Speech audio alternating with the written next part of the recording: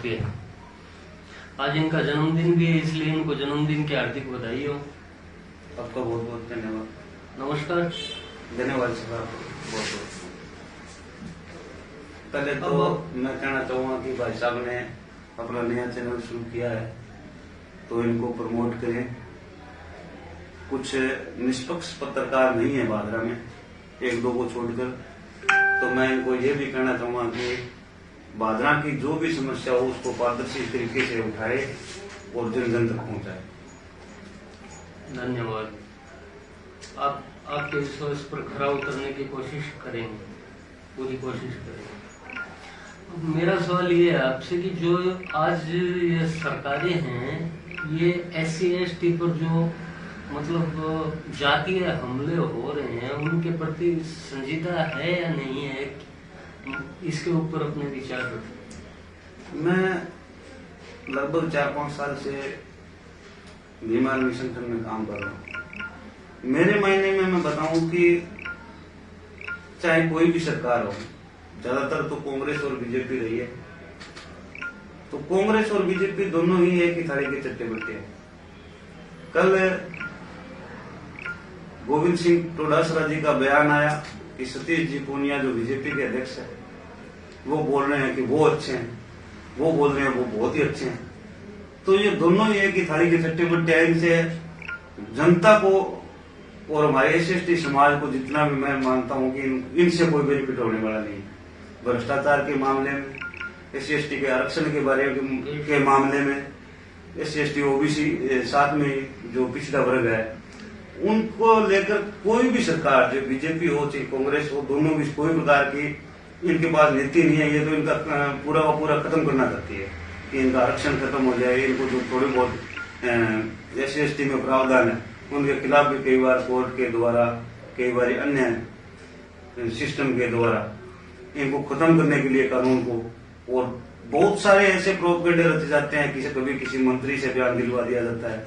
अभी पिछले दिनों इंदर मेघवाल के जो हत्या हुई थी वो पानी को लेकर हत्या हुई थी, और उसमें विपक्ष के मैं तो यही कहूंगा कि वो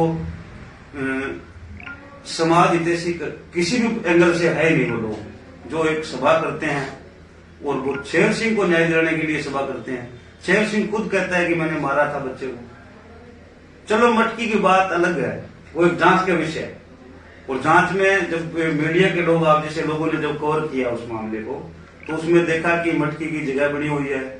मैंने 12-13 साल अध्ययन किया, मैंने कहीं भी ऐसा नहीं देखा कि वहां अध्यापकों के लिए अलग से मटकी नहीं है। आपने भी देखा होगा कहीं है क्या मटकी? हर स्कूल के अध्यापक अलग से पानी अपना रखते ही हैं, क्योंकि ये जो इस प्रकार के भ्रम समाज में पैदा कर रहे हैं लोग, चाहे हमारी करनी सेना के जो हमारे गोगामेड़ी के जो सुखदेव सिंह है, उन लोगों ने ये बयान दिया कि शेर सिंह निर्दोष है, अगर दोषी है तो उसको फांसी पर दे दो, ये कर दो। इस प्रकार की एक फर्जी पॉलिटिक्स जो लोग अपना रहे हैं वो SC/ST के लिए कभी काम नहीं कर सकते। हमारे लोगों ने वहां इन सुखदेव सिंह को 33,000 वोट समथिंग दिए थे, उसमें मैंने भी बहुत संघर्ष किया था। मेरे गांव से 750 प्लस वोट आए थे। तो हम लोगों ने इनका वोट बैंक बनने का ही काम किया है। रही बात संगठन में काम करना, ये हर समाज के लिए संगठन में काम करना बहुत जरूरी है।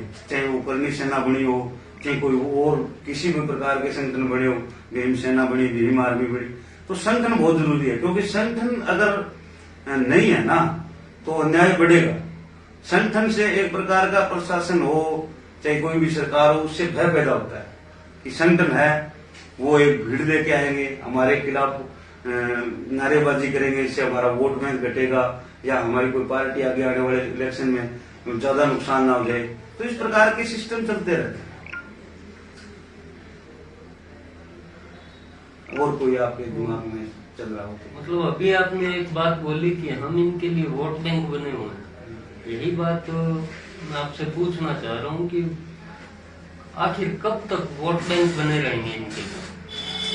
जब तक मेरा मैं हालांकि मैं ये मेरे संगठन से और अन्य जो बहुजन मूवमेंट की बातें हैं उनसे अलग मैं ये बात बोल रहा हूँ कि जब तक ये राजनीतिक आरक्षण है, हमारे लोग जो SC/ST के लोग हैं वो जागेंगे, खासकर ओबीसी के लोग भी इससे पीड़ित है। क्योंकि संगठन तब बनता है जब जो हमारे जैसे अर्जुन राम जी मेघवाल है वो MP चुने गए रिजर्व सीट से।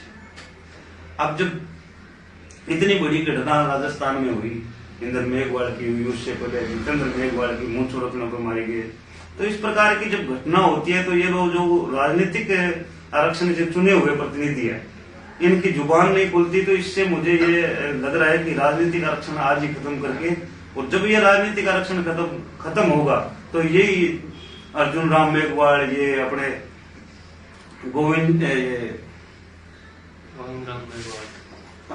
राम मेघवाल, ये जो लोग हैं ये खुद फिर समाज के साथ घूमना शुरू हो जाएंगे। क्योंकि उनको पता है कि जैसे राजनीतिक आरक्षण खत्म हुआ और जातियां मुझे पता है कि वोट नहीं देंगी, क्योंकि जाति नहीं है। अगर कोई ये कहता है कि हम जातिवाद खत्म कर देंगे, जाति खत्म कर देंगे, तो मुझे लगता है 600 साल से रविदास जी ने दोहे लिखे थे, 600-650 साल पहले। उन लोगों ने 650 साल से रविदास जी ने संघर्ष किया, महात्मा फुले ने संघर्ष किया, बाबा साहब भीमराव अम्बेडकर ने संघर्ष किया, साहब कांशीराम ने संघर्ष किया। तो ये जातियां जाने का नाम नहीं ले रही। राममनोहर लोहिया जी ने संघर्ष किया, राममनोहर लोहिया को आपने पढ़ाई हो, राममनोहर लोहिया जी ने इतना संघर्ष किया कि जाति तोड़ो समाज जोड़ो, इस प्रकार के नारे दिए थे उन लोगों ने। तो इस प्रकार के अगर जाति तो वो महापुरुष कितना संघर्ष किया उन लोगों ने, अपने बच्चों की परवाह नहीं की। बाबा साहब ने तो अपनी 4 औलाद कुर्बान कर दी थी कि मैं कहीं नहीं कहीं ये जाति व्यवस्था जो देश में है उसको खत्म करूंगा। तो जाति जाने वाली नहीं है। सुखदेव सिंह ओकामेडी कह रहे थे हमारी समाज की लड़कियां वो उनके यहाँ जाती है। तो ये समाज जब इस प्रकार की जो लोग बातें करते हैं मुखिया होकर, कभी ये कहते हैं टांग तोड़ दो किसी की, मुकदमा कराने पर टांग तोड़ दो, मुकदमा करवाने साथ दे उसके हाथ पैर काट दो। तो इस प्रकार के बयानों से ही पूरे देश में माहौल खराब होता है।